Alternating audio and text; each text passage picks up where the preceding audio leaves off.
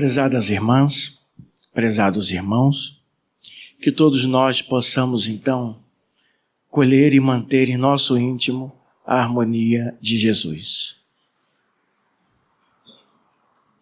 A saudosa médium Ivone do Amaral Pereira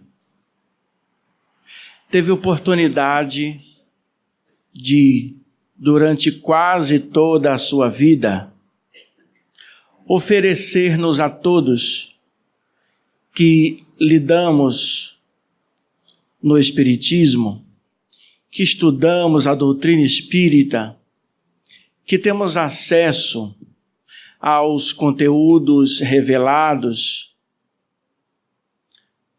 às concepções de mundo, ao acendramento dos sentimentos também no teor da vibração cristã da mensagem de Jesus.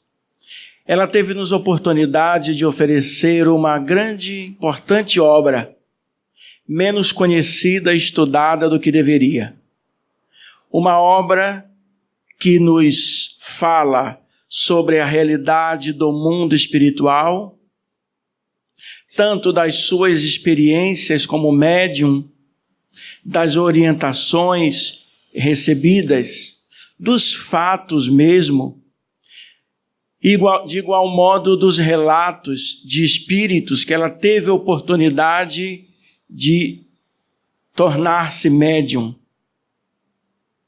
A própria compreensão do teor legítimo da doutrina espírita, ela também nos apresenta em diversos momentos em suas reflexões.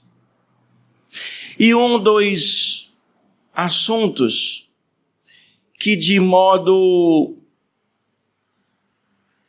destacado ela nos pôde oferecer e nos oferece, porque a obra está à disposição, está à nossa disposição. Um desses assuntos é exatamente sobre o suicídio.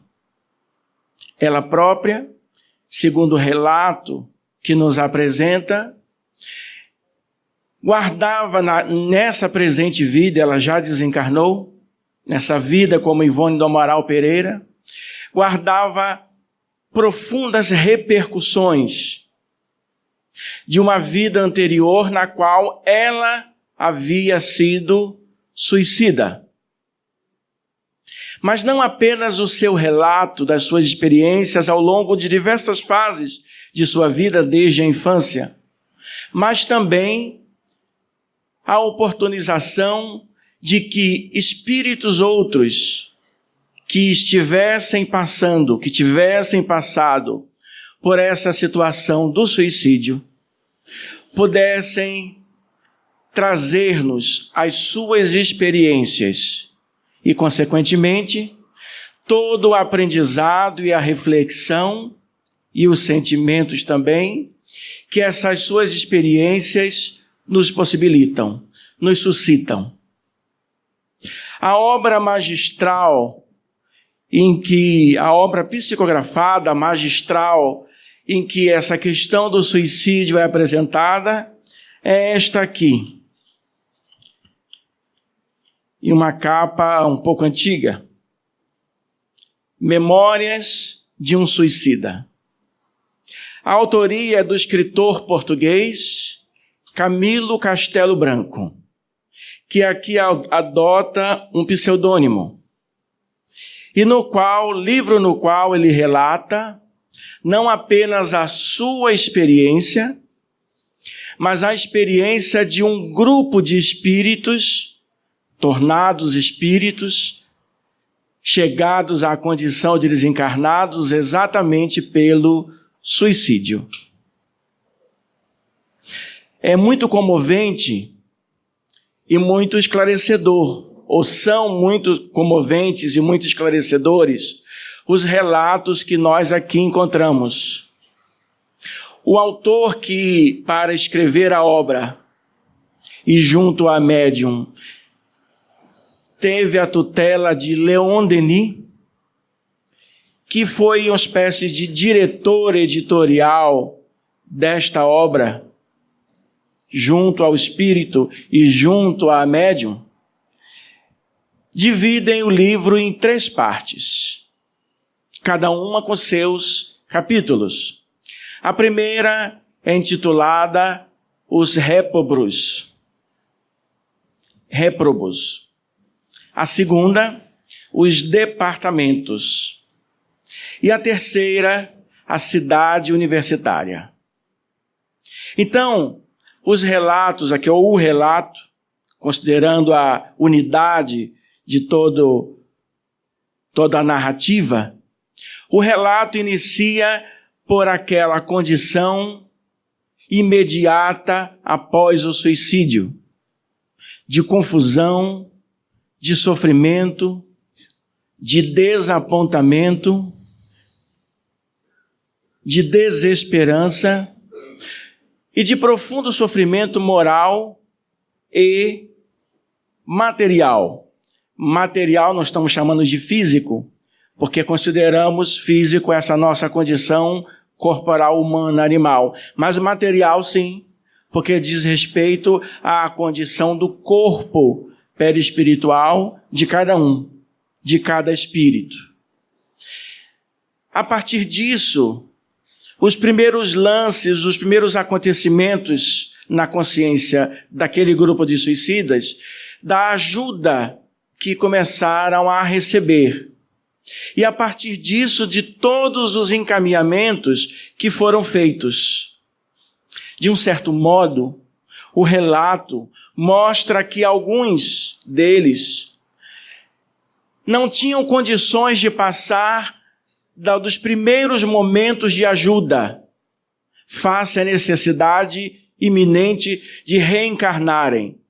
E essa nova encarnação seria única e exclusivamente uma vida para expiarem uma grande parte, ou uma boa parte, daquela situação terrível na qual haviam se colocado.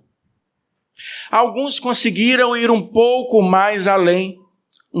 além, nessa proposta de recuperação ainda no mundo espiritual, ainda nos planos do astral, e tiveram a oportunidade de passar por algumas orientações, alguns encontros e alguma preparação também para uma nova vida, basicamente com o mesmo objetivo. E uma pequena parte do grupo narrado inicialmente consegue chegar a uma condição de preparação, de reavaliação de si mesmos e de suas vidas um pouco mais profunda. É exatamente na parte que é intitulada A Cidade Universitária. Quando, tendo passado pelos processos anteriores de refazimento, de recuperação, eles alcançam essa condição da cidade universitária, que é mais ou menos relatado assim por Camilo Castelo Branco. Ao se aproximarem, ao serem levados para essa nova instância, ele descreve o seguinte: a paisagem se coloria de formosos tons de madrepérola. Flores surgiam em festividades policrômicas à beira das estradas caprichosamente cuidadas, enquanto os primeiros casarios de magnificente metrópole hindu apareciam.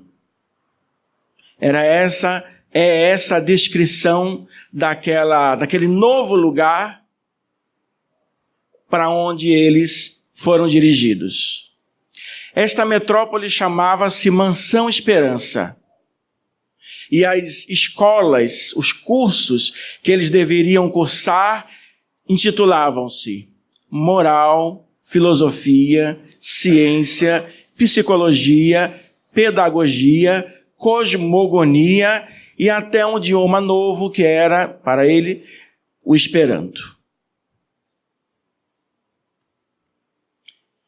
E nós consideramos o seguinte: Não obstante as condições imarcessíveis que os abrigavam, as dificuldades íntimas, não deveriam fugar à constatação insofismável da conjuntura íntima que lhes competia debelar. E ele diz assim, que é uma fala do dirigente da instituição. Não fora o gesto audacioso de precipitação, afrontando leis invariáveis que ainda desconheceis, e hoje estarias glorificados por vitória magnífica, laureados pelo cumprimento do dever, preparados para novos ciclos de aprendizagem. Todavia, tudo ali concorreria para o seu restabelecimento. Nas palavras do diretor da cidade, o irmão Sóstenes, os ensinamentos que vos ministraremos influirão bastante na vitória que deveis alcançar contra vós próprios. Assim, lhes foram apresentados os benfeitores, que se converteriam em seus educadores ao longo de todo o percurso reformulador, da preparação à recapitulação. Eram 3.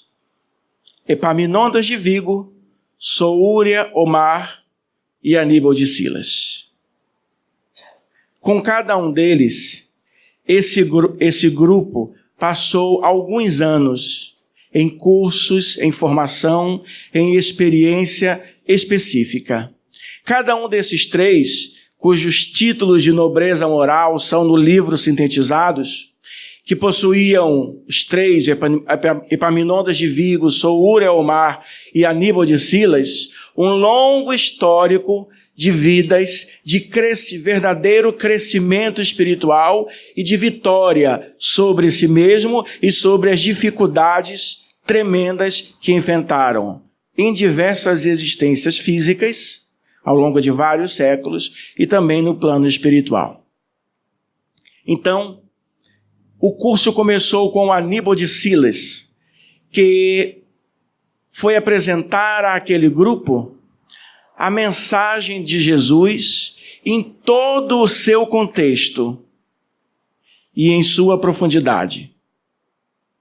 Então, aproximadamente 2 anos, eles passaram através de vivas experiências, porque, como se tratava de uma formação universitária, equivalente a isso, nesse plano espiritual, não era apenas a fala do educador, mas eles contavam com todo um conjunto de equipamentos, de artifícios para a vivência ou a verificação de cada um daqueles relatos, de cada um daqueles conceitos.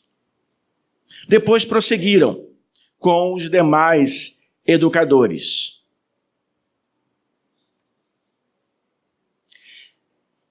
Com Epaminondas de Vigo,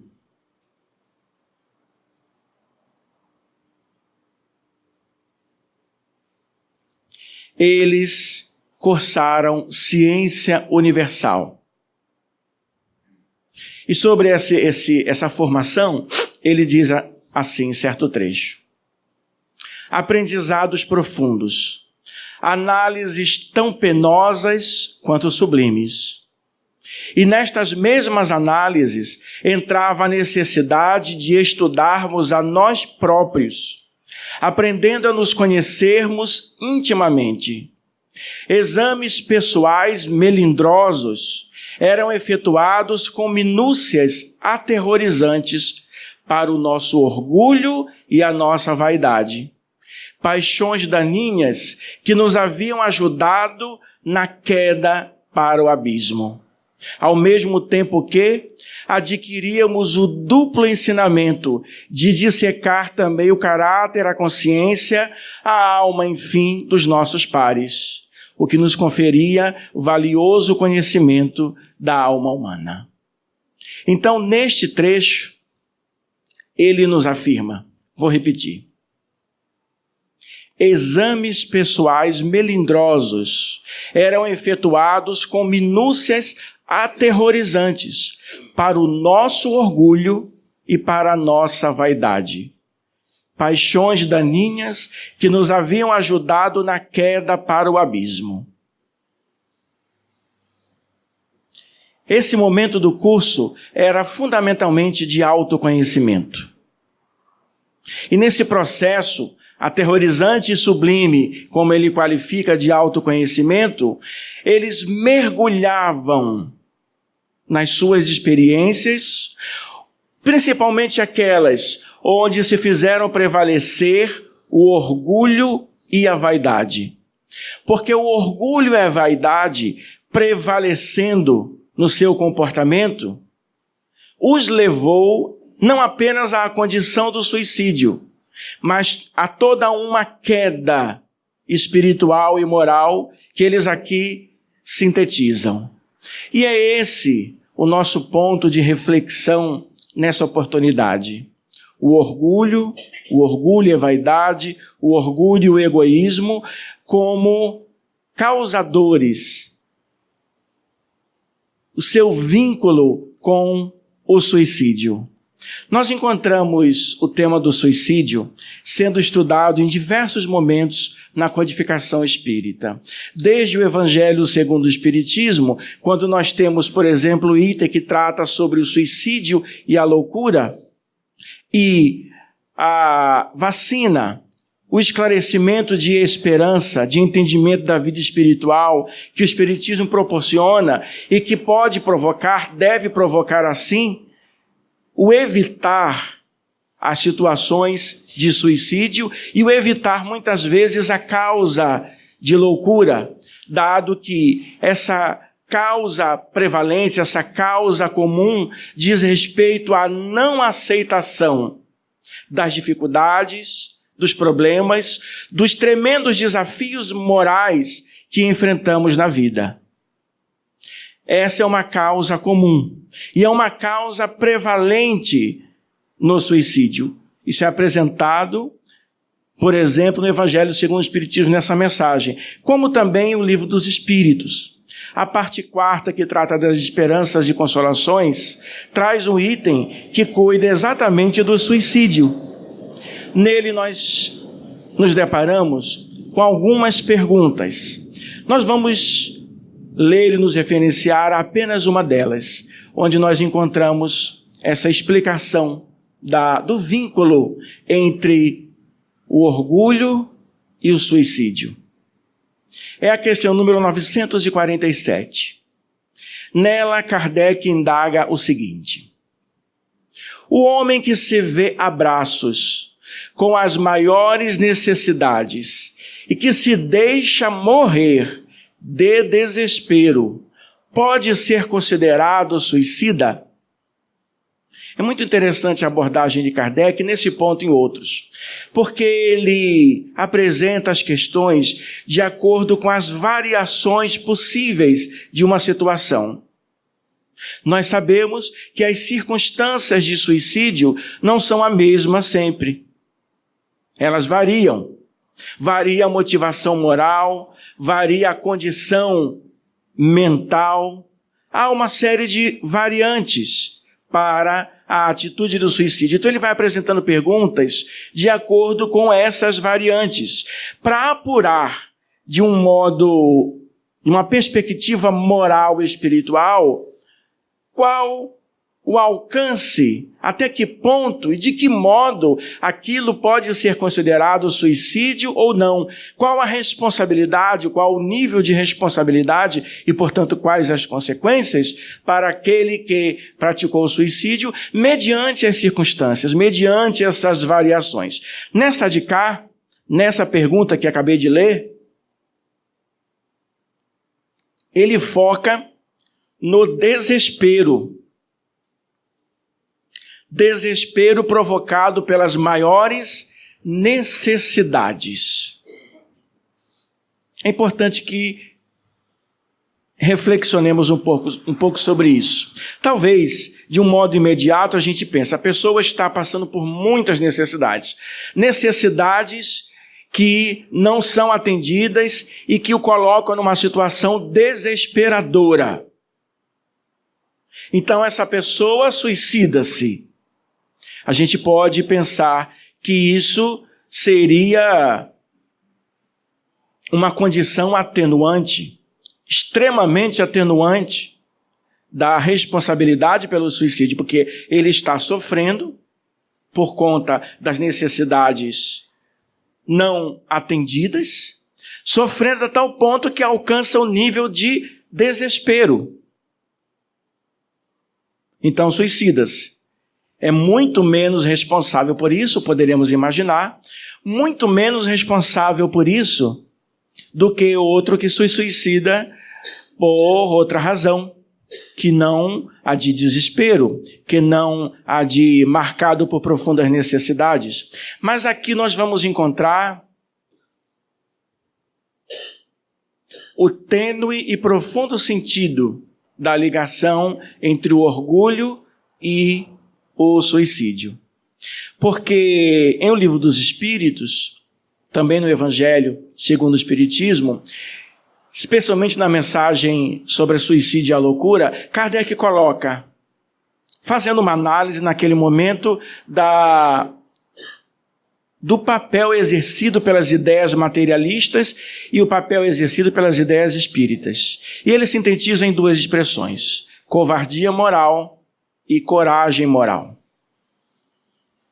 De um modo geral, a covardia moral é a situação em que nós passamos por algo moralmente muito difícil e nós abdicamos, fugimos daquela situação, ou de algum modo nos livramos dela. A coragem moral, ao contrário, seria o enfrentamento da situação, fortalecendo em nós a humildade, a esperança e a vontade de amar. E de acertarmos também.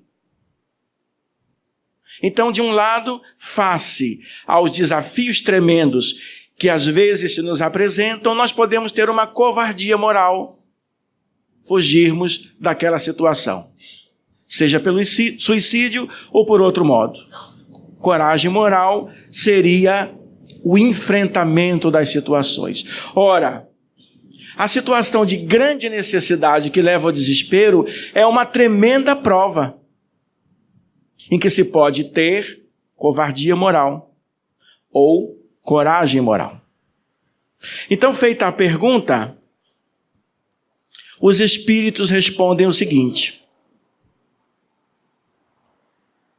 a certa altura, ai dele, principalmente se o seu desespero nasce do orgulho. Refiro-me a esses homens em quem o orgulho paralisa os recursos da inteligência, que coroariam de dever a existência ao trabalho de suas mãos, e que preferem morrer de fome a renunciar ao que chamam sua posição social. Não haverá 100 vezes mais grandeza e dignidade em lutar contra a adversidade, em afrontar a crítica de um mundo fútil e egoísta, que só tem boa vontade para aqueles a quem nada falta, e que vos vira as costas tão logo precisais dele. Sacrificar a vida à consideração desse mundo é uma estupidez, pois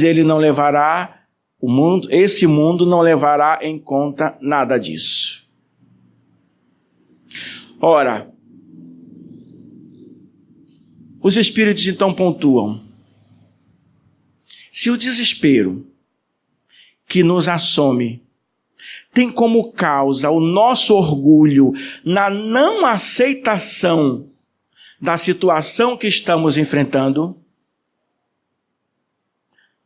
ou seja, nós sentimos assim: eu não aceito isso para mim, eu não aceito essa dificuldade, eu não aceito este problema. E esse não aceito é no sentido de eu não mereço, eu não devo passar por isso, que são reflexões típicas do nosso orgulho. Porque se nós não fôssemos orgulhosos, nós não nos acharíamos tão inatingíveis assim, tão bons assim, para não passarmos por essas dificuldades. Quando nós não aceitamos por essa razão, desse modo, as dificuldades, é porque o orgulho em nós está prevalecendo. E aí, isso pode nos levar à situação de desespero, que pode nos levar à situação de orgulho, de suicídio, desculpem. A situação de suicídio. O suicídio terá sido provocado pelo desespero, que por sua vez tem por causa o orgulho. Esta é a pior, a mais temerária razão para o suicídio. O orgulho.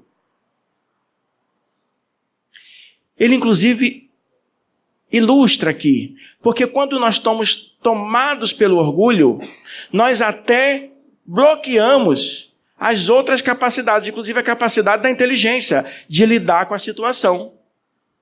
Porque estamos tomados pelo orgulho.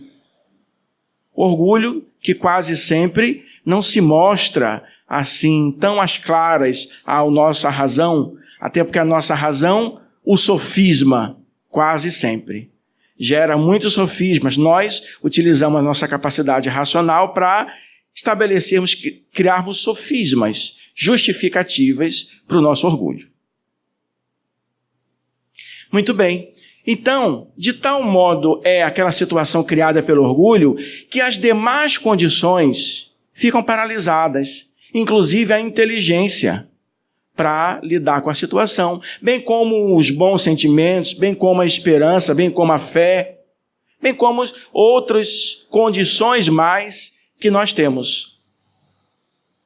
O orgulho toma conta mesmo, bloqueia o restante quase todo, e aí nós entramos numa situação que se torna, desse modo, insuperável.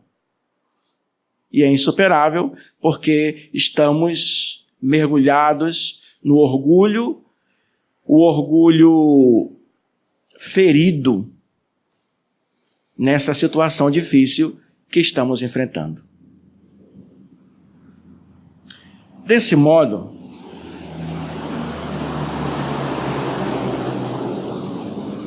o Espiritismo nos vai esclarecendo sobre o suicídio. Há, como sabemos pela literatura, pelos diversos comentários, várias circunstâncias diferentes. Há atenuantes e há agravantes para o suicídio e suas consequências. O maior agravante é, sem dúvida nenhuma, o orgulho. Nós encontramos no livro O Céu e o Inferno, ou A Justiça Divina segundo o Espiritismo, um capítulo que trata, ou uma seção que trata especificamente de relatos sobre suicídio. O livro O Céu e o Inferno é dividido em duas partes. A primeira parte é teórica. Fala, com base no conhecimento da doutrina espírita, no conhecimento que o Espiritismo nos proporciona, diversos aspectos na questão do céu, do inferno, das penas e recompensas futuras e presentes, da justiça de Deus, todos esses assuntos. E na segunda parte, ele apresenta relatos classificados de acordo com a condição do espírito após a morte. Então, por exemplo, ele apresenta relatos de espíritos felizes, de espíritos em condições medianas, de espíritos sofredores, de criminosos arrependidos, de espíritos endurecidos, de expiações terrestres e de suicidas. É o capítulo 5º da parte 2ª. Nesse capítulo, nós encontramos 9 relatos muito interessantes, cada um com a sua peculiaridade, de suicidas, ou seja, espíritos que se comunicaram mediante evocação ou espontaneamente, quer fosse na Sociedade Parisiense de Estudos Espíritas, que era dirigida por Kardec, quer fosse outra entidade, normalmente da França, como há uma aqui de Havre, Le Havre, que eram repassados para Kardec, foram remetidos para Kardec. Então, há 9 relatos muito interessantes sobre suicidas. Além dos relatos ou do diálogo com eles, há também alguma orientação de um espírito guia, de um espírito orientador sobre aquele caso. Eu separei 2 para as nossas reflexões aqui.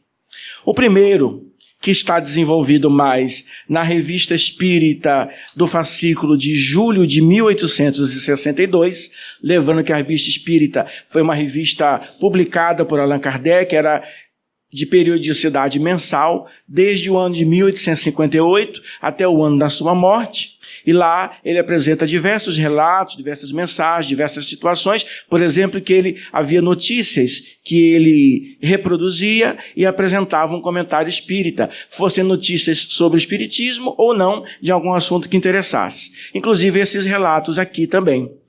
Esse é intitulado por Kardec de duplo suicídio, por amor e por dever.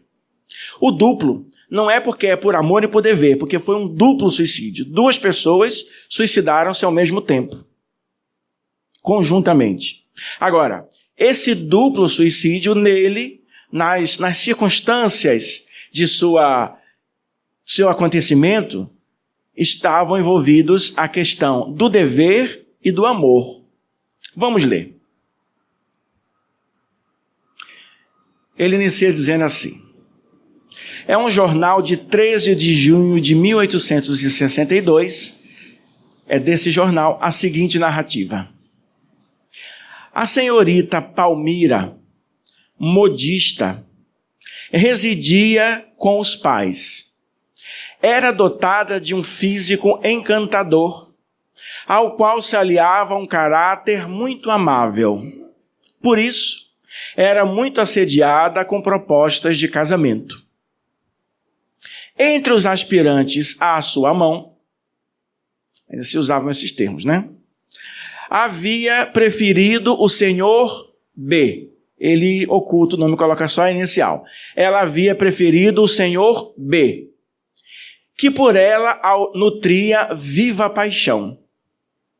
Embora o amasse muito, mas premida pelo respeito filial, julgou-se no dever de ceder à vontade dos pais, de desposar o senhor D.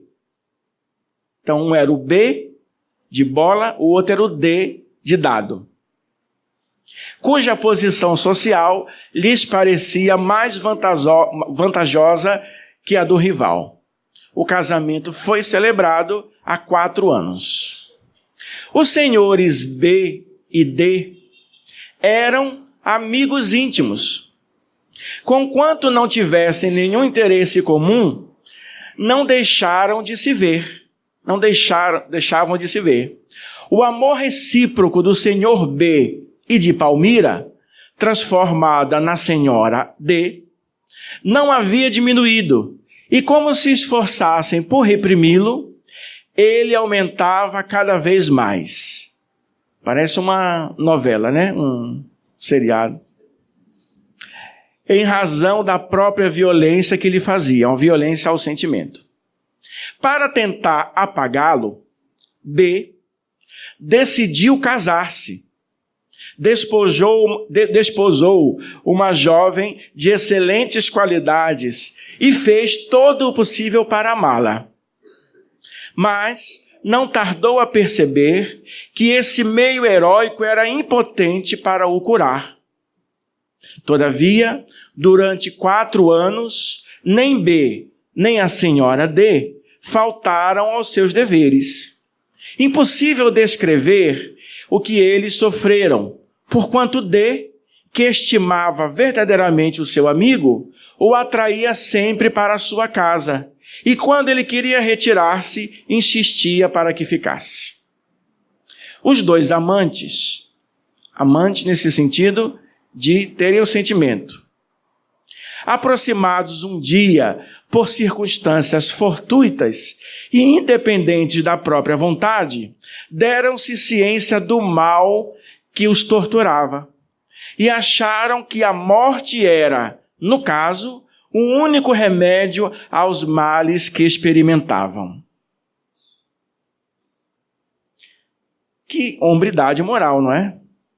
Porque não se deram à falta dos compromissos conjugais e viram como saída para o sofrimento, não... Esqueci o termo agora. Não a traição, pode ser isso, obrigado. Mas sim a morte.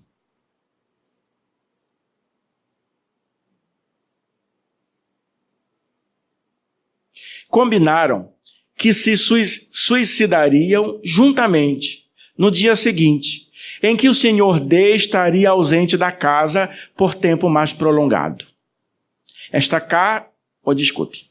Foram feitos os últimos preparativos, escreveram longa e tocante carta, explicando a causa de sua resolução, não faltar a seus deveres conjugais. É por isso que é intitulado Por Amor e por Dever, o suicídio. Essa carta terminava pedindo que lhes perdoassem, e mais, para serem enterrados na mesma sepultura. De regresso à casa, o senhor D encontrou-os asfixiados. Respeitou-lhes os últimos desejos, providenciando para que os corpos não fossem separados no cemitério. Sendo esta ocorrência submetida à Sociedade de Paris, a Sociedade Parisiense de Estudos Espíritas, como assunto de estudo, um espírito respondeu: os dois amantes que se suicidaram não vos podem responder ainda. Eu os vejo. Estão mergulhados na perturbação e assustados pela perspectiva da eternidade. As consequências morais da falta cometida lhes pesarão por migrações sucessivas, por diversas vidas, durante as quais suas almas separadas se buscarão incessantemente, sofrendo o duplo suplício de se pressentirem e de se desejarem em vão. Terminada a expiação, ficarão reunidos para sempre no seio do amor eterno. Dentro de 8 dias, na próxima sessão, podereis evocá-los. Eles aqui virão sem se avistarem. Uma noite profunda os oculta do outro por muito tempo. Aí primeiro veio a evocação da mulher, a Palmira, que se tornou a senhora D. Tem a pergunta e a resposta. É um diálogo. A pergunta: vedes o vosso amante com o qual vos suicidastes? A resposta: nada vejo, nem mesmo os espíritos que comigo erram neste mundo. Que noite, e que espesso véu sobre o meu rosto. Que sensações experimentastes ao despertar no outro mundo? A resposta: estranha. Tinha frio e queimava, o gelo corroía-me nas veias e o fogo estava em meu rosto. Coisa singular, mistura inaudita, gelo e fogo parecendo consumir-me. Pensei que ia sucumbir mais uma vez. Experimentais qualquer dor física? Resposta: todo o meu sofrimento reside aqui. Que quereis dizer por aqui? Aqui no meu cérebro, aqui no meu coração. Credes que ficareis sempre nessa situação? A resposta: sempre. Ouço às vezes risos infernais, vozes assustadoras que bradam estas palavras: sempre assim. Esse é o maior sofrimento, um ângulo de maior sofrimento dos suicidas em geral. É a falta de perspectiva de que, muito menos de certeza, de que aquele sofrimento terá um fim. A ideia e o sentimento de que aquele sofrimento é sem fim. Pois bem, podemos com segurança dizer-vos que nem sempre será assim. Pelo arrependimento obtereis o perdão. A resposta: que dizeis? Não compreendo. Ela não estava em condições de alcançar essa compreensão e essa ajuda, ainda que era a informação, a boa notícia de que aquele sofrimento teria um fim. Repito que os vossos sofrimentos terão um termo, que o podereis abreviar pelo vosso arrependimento, e nós vos ajudaremos pela prece. Resposta: só ouvi uma palavra e sons vagos. Esta palavra é graça. Foi da graça que quisestes falar? Falastes em graça, mas sem dúvida o fizestes à alma que por aqui passou junto de mim, pobre criança que chora e espera. Aí uma explicação de Kardec. Uma dama da sociedade, presente à reunião, declarou que fizera uma prece pela infeliz, o que sem dúvida a comoveu, e que de fato mentalmente havia implorado em seu favor a graça de Deus. Então foi essa força da prece feita naquele momento por uma senhora que estava presente à reunião, que implorava a graça de Deus para ela, que a única coisa que ela conseguiu captar de toda essa mensagem da oportunidade que ela teria de cessar o sofrimento e de se refazer.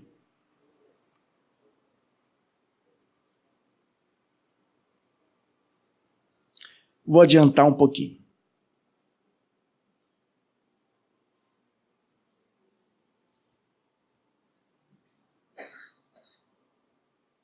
Se não vedes o vosso amado, não sentis ao menos a sua presença junto de vós, já que ele está aqui?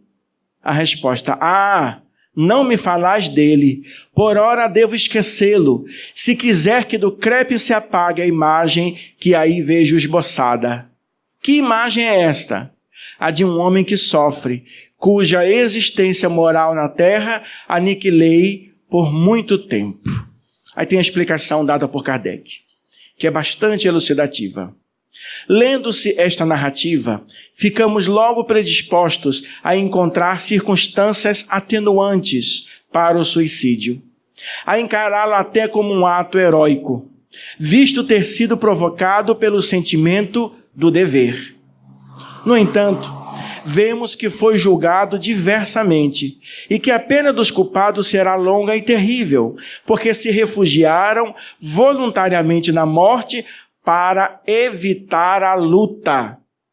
Aquela era a luta moral deles. Então eles não tiveram, nesse ponto, a devida coragem moral de enfrentar a luta. A intenção de não faltar ao dever era nobre, sem dúvida, e lhe será levada em conta mais tarde. Porém, o verdadeiro mérito teria consistido em vencer o arrastamento, ao passo que eles agiram como o desertor, que se esquivava no momento do perigo.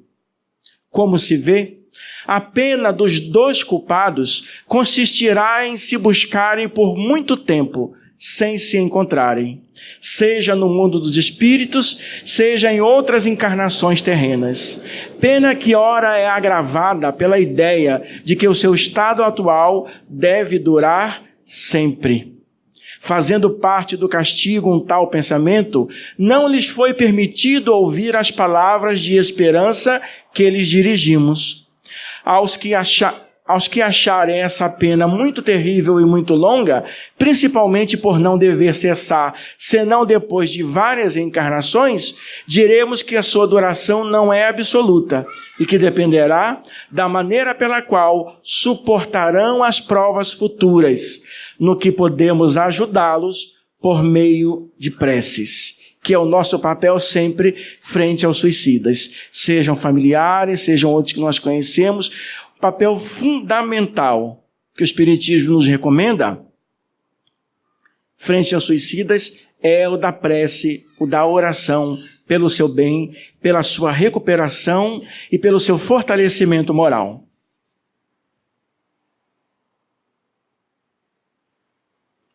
Para encerrarmos, vamos ler brevemente um outro relato.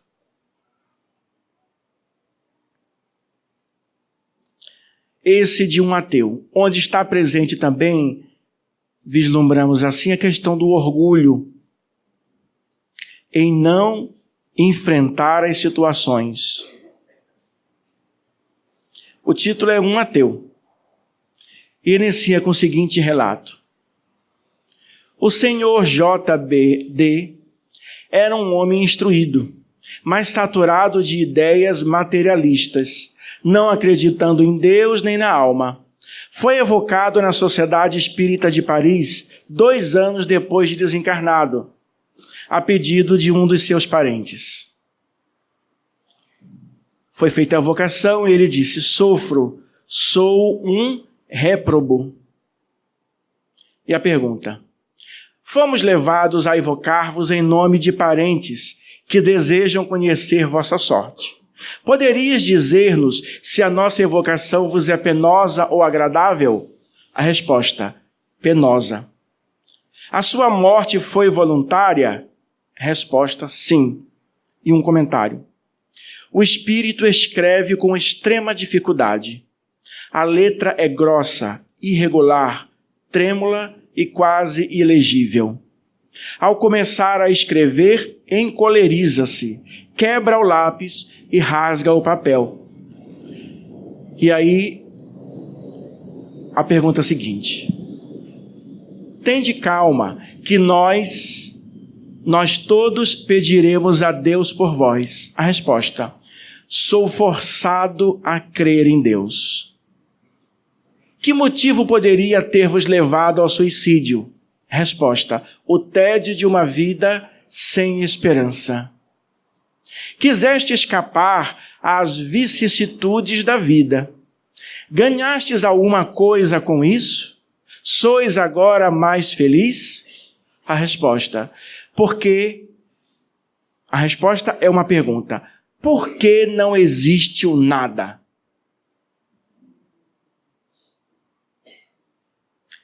Os espíritos dizem em alguns momentos que o fator comum, presente em todos, Emmanuel que diz isso, a todos os suicidas é o desapontamento.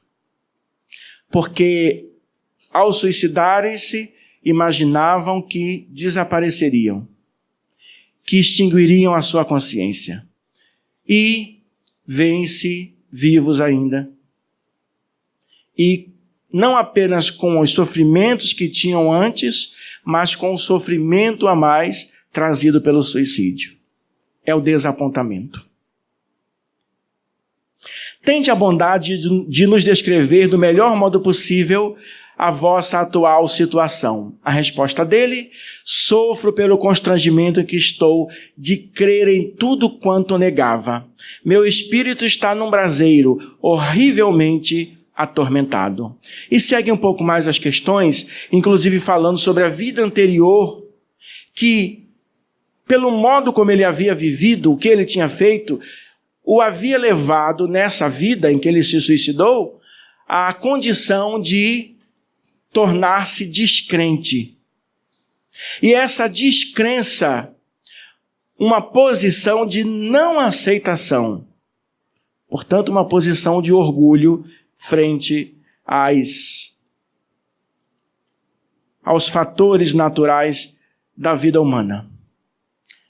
Aproveitemos essas reflexões para nos instruirmos, sim, para nos acendrarmos os nossos sentimentos, mas também para fortalecermos a nossa compreensão da nossa necessidade de luta contra o egoísmo, da nossa necessidade de coragem moral, não apenas para evitar que possamos nós chegar a uma situação tal de desespero e de suicídio, mas também para ajudarmos aqueles que assim se encontram a evitar que avancem para essa atitude infeliz do suicídio, e aqueles que já o fizeram possam encontrar em nossas reflexões, em nossas orações, em nosso esforço, um bálsamo e uma esperança para a vitória sobre si mesmos que eles também precisam realizar.